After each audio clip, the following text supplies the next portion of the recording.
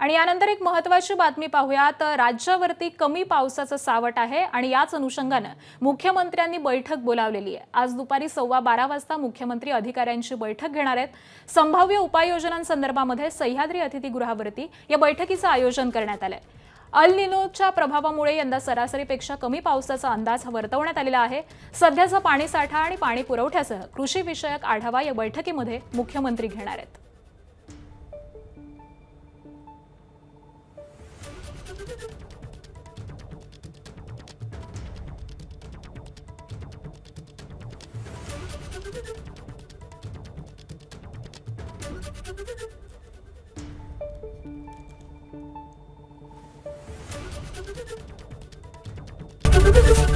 ABP माझा, उघडा डोळे बघा नीट।